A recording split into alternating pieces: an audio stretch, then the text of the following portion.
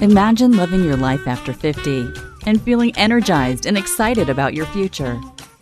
Welcome to the Women in the Middle podcast, the podcast for women who are ready to figure out what they want and create the life they deserve. Here's your host and master certified life coach, Suzy Rosenstein. Hey there, welcome back to the podcast, Women in the Middle. I'm your host, Suzy Rosenstein, and I'm so glad to be here with you again for this week's episode, which is all about asking yourself if you're finally ready to be first in midlife. Yep, you heard me correctly. You, busy woman in the middle. Maybe you're a mom, maybe you're caring for your parents, maybe you're up to your ears in your career or volunteer work, but I know what you're up to. I know what you're used to. And I know what you're not doing, and that is putting yourself first, especially now in midlife. That's what we're talking about today. But before we go there, I want to welcome you. As a woman in the middle, you are totally in the right place, for sure. You are not alone, and you found your people. Now, this episode is sponsored by the 50 Unplugged Mastermind. It's the best way to help you focus on what you can do with your next chapter instead of what you like to think about, which is what you can't do. It's really all about becoming bold and brave in midlife. It's about up-leveling. It's about getting out of your own way so that you're more comfortable and intentional about allowing yourself to be happier. It's about learning how to think on purpose. It's about making sure that you don't have regrets and finally putting yourself first so that you know what you want and exactly how to make it happen. And one of the best parts is that you get to do this work with an amazing small group of women who are just as committed as you are to getting excited about their lives. So if this sounds like something you're interested in, grab your free kickstart call right away and get on my calendar. I only admit new clients at the beginning of the month, so now is the time.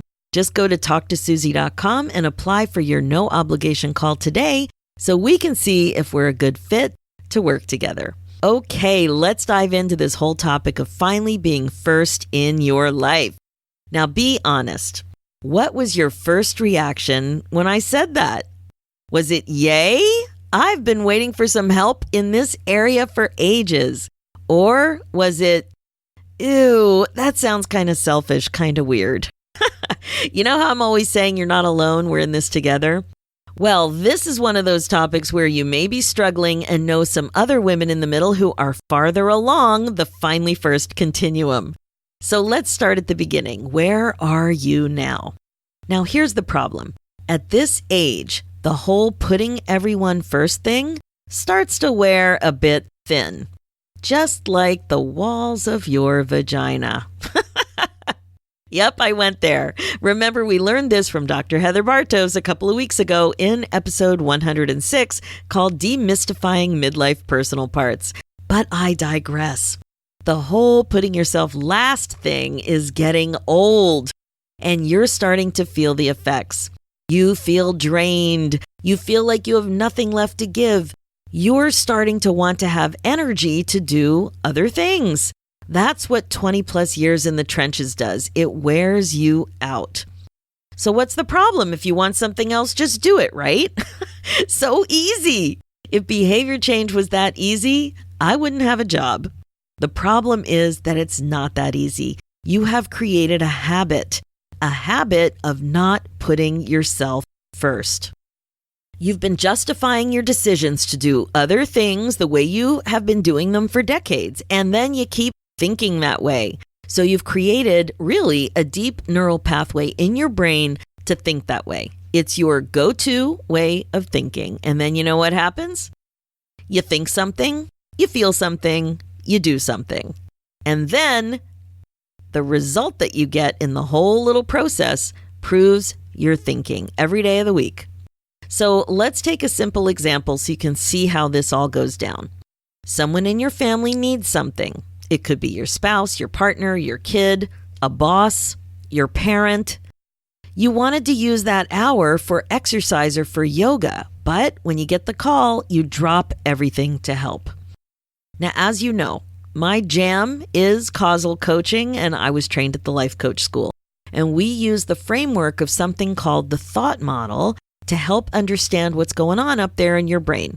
It helps you get the perspective you need to actually think on purpose, to live the way you want to live. Pretty good, right? So in this situation, the request that loved one or boss or whoever made of you is actually neutral, but it doesn't feel neutral. Maybe it was about forgetting to run an errand or to book an appointment. It doesn't really matter, right? But what does matter is what comes next. It probably feels urgent or that you need to help. So you have a thought. You have that thought. Now, you also have an appointment booked for yourself with yourself. Exercise, right? But you have this thought that the request is more important, or that you want to make the other person happy, or that you'll squeeze in your plans later, or that missing it this once just doesn't matter that much. When you think about it this way, notice what happens next. You feel less committed to your plans. You pull back from your commitment to yourself and quickly start problem solving for the new request. And there you go. You haven't put yourself first. Again, you quit on your commitment to yourself and put someone else first. Now, you might be thinking, Suzy, come on, this needed to get done. It was more important than what I was going to do. And you know what? Sometimes that's true. But if you don't account for what you had planned, you're not putting yourself first and honoring your commitment to yourself. Now, I'm not suggesting your plans never get bumped. Sometimes they have to, right? But when you respect your plans, you get right back in there and plan for the change. You make an accommodation. You commit to it, not just think, oh, well, maybe another time. That's the difference. The other thing to really think about is what happens on a higher level. It's not that you do this once or twice. It's that your general mindset supports never putting yourself first, or at least rarely putting yourself first. Either you think you need or should always put others first, or you're uncomfortable putting yourself first. The truth is somewhere in there. So here's an example. Maybe that it's become honorable to you to put others first, or maybe that you feel guilty if you don't put others first, or that it feels indulgent to put yourself first. You see what I mean? So which one resonates to you the most? It's good to see what you're thinking and how it makes you feel. And then when you do, my friend, you have to like your reasons. It's very illuminating. So do you do this because of guilt? Because you're uncomfortable? Because it feels selfish? Right? Or maybe because of what others will think if you do or don't do it. So many possible reasons, but they all pretty much lead to Rome. All roads lead to Rome, as they say. You put others first at the expense of yourself and your personal goals way too often. So you might be thinking, why is it a good idea to put yourself first, to take care of yourself as a priority? I'd like to suggest that there are 4 compelling reasons why you have difficulty putting yourself at the top of your agenda. And then, like I said, you got to like those reasons, or you may want to make a change. So here's what I think is going on. First, it's easiest to say no to yourself. And so what I mean is that everything you do requires energy, and there's only so much of this to go around. You may end up feeling exhausted or actually like wiped out, depleted. So it's easiest to ignore and take a pass on your needs. You can make that decision on your own, and that's not good for you or anyone else. Second, you don't take full responsibility for your happiness. Now, as a listener of this podcast, you know that not allowing yourself to be happier is something that is a common thing to regret. You also know where happiness and contentment come from. These are feelings. Feelings come from your thinking. You basically create your feelings. And in this case, you can see that you are responsible to create your own happiness. Now, this is a huge deal, and you can tell by what you see around you if this is going on for you. You can't blame others when you're not happy or content. Although it is pretty easy to blame others, but it's super important to understand that you create your own happiness. You create your feelings. You have way more power than you think. Third, you think of it as more of a black and white issue, that it's taking care of yourself or taking care of others. It's one or the other. Taking care of yourself doesn't necessarily mean putting everyone else last, but it does mean that you prioritize taking care of yourself as well. Your needs are on the list too, or on the agenda, however you think about it. The thing is that you busy yourself for 20 years or so with your career and your kids, or one or the other, and then you come up for air not having a clue who you are or how to create more happiness. So we want to avoid that. So now you've come up for air, and you need to understand that it doesn't have to be a black and white issue. Now, this really is a huge problem for women in the middle. I hear it all of the time from my clients. So it's time to get more comfortable shifting this whole idea so that you can get better at doing you. Believe me, if you don't put yourself on the list, nobody else will either.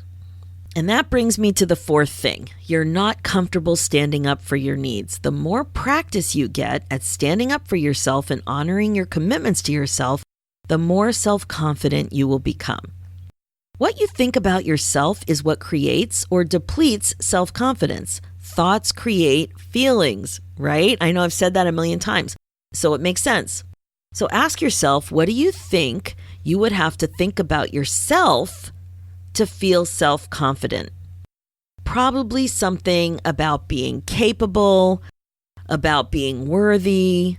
But when it comes to thinking negative and judgmental thoughts about yourself, I bet you're pretty good at that too. It's so easy. So many of us are so good at being mean to ourselves with our thoughts. It's easy to wear away at self-confidence when we're like that. Now, the other thing is that we kind of think that we're born with it. But the thing is that you think thoughts that create or diminish your self-confidence. We think we're just born that way, but it's really not that way. Now, the good news here is that thinking thoughts that create more self-confidence is a skill that you can totally learn. And you, my friend, are super smart, and you can learn to think on purpose. This is a huge shift for many. It's so easy to think that you're just born this way, that you're just born a self-confident person, that some people have an easier time with self-confidence or with discipline or with sticking to commitments to themselves. I know I catch myself thinking that way all the time, and I can hear it so clearly when I see other people doing it. But these are all thoughts that you are choosing to think that shift you away from taking responsibility to create your own results. Really think about that when you think, oh, they have an easier time with discipline. I don't. It's just harder for me. I just suck at that. I'm just not good at getting up in the morning and doing what I say I'm going to do, or I'm always late. It's just harder for me. That kind of thinking is what I'm talking about. It shifts you away from taking full responsibility to create your own results. Now, like I said, beliefs like these are just thoughts that you think over and over, and you create these beliefs and then you live with them on autopilot. We get so comfortable with these excuses and patterns of behavior. It's just so easy. It becomes kind of a go-to way to think. So for you to decide that you're going to start taking care of yourself, it's more than just going to get a facial or a pedicure. You have to actually practice believing that you are worth taking care of. Now let's pause on that for a second. You have to practice believing that you are worth it, that you're worth taking care of, that you're worth prioritizing yourself, that you're worth being finally first. So you create your identity with your thoughts about yourself. We do that. You do it and I do it. Now your thoughts about yourself create the feelings. We keep reviewing that. So the feelings I'm talking about here are like commitment and self-confidence. So if you can start believing thoughts about your worthiness You are well on your way. If you can think thoughts that you're amazing the way you are, you're thinking in the right direction. If you can be open to the idea that you are whole and you are good, you are totally on the right path. Even a little baby step thought like this will help. I'm open to the idea that I am worth being on the front burner. I'm learning to take care of myself. Those are my two favorite things to add to thoughts to make them be like a little baby step. So you add, I'm open to the idea that I am worthy. That might be easier for you to think than I am worthy. Or it's worth it for me to prioritize myself. It's okay for me to say no to others, to stick with my commitments to myself. So you can play with these thoughts and add, I'm open to the idea that I can do this, or I'm learning to do this better. I'm learning. These are the kinds of thoughts that will create feelings for you that will support this new behavior. So when your feelings are different, the behavior will be different. And if you want to stick to your plans, to honor your commitments to yourself, to say no sometimes, to commit to rescheduling your plans for yourself if you have to pursue things like hobbies and things that aren't being done for anything other than enjoyment, that they're not classically productive. If you want to try new things, if you want to get enough sleep, all this kind of stuff will be affected by thinking differently about how important it is and how okay it is and how critical it is for you to finally be first. The result of this sort of thing is that you will take care of yourself. You will finally put yourself first. The more actions you take to finally be first, the more capable you will feel in the future about creating that result for yourself. The more you keep doing it, the more confident you will become. After all these years, even at your age, it's still possible. Actually, I like to think it's more possible than ever before because you are an older and wiser woman in the middle. And also because you have opened yourself up to understanding mindfulness, to being super curious about what you're thinking and being way more intentional about how you're spending time on this planet. Now, I know that sounds really Oprah-y. I can't help it. I feel very strongly about this. So that means that you're probably ready to start being, here, get ready for it, the queen of your brain domain. Retraining your brain to think on purpose. That's what I call it. You are the queen of your brain domain when you supervise your thinking, which means that you literally are retraining yourself to think on purpose. You have to recognize that you have been thinking on autopilot and it probably hasn't served you at all. If you don't like what you see when you look around, when you look at your weight, or you look at your flexibility, or you look at how tired you are, or you look at what's in the fridge, or you look at how busy you are, whatever it is, if you don't like what you see, you need to check your thinking. It all starts with your thoughts. So the question for you is this good news or bad news? I think it's the best news ever because it's completely up to you. Of course, you will trip up sometimes. And yes, you will still think some stinky thoughts. But you will be more aware now. You will be on to yourself.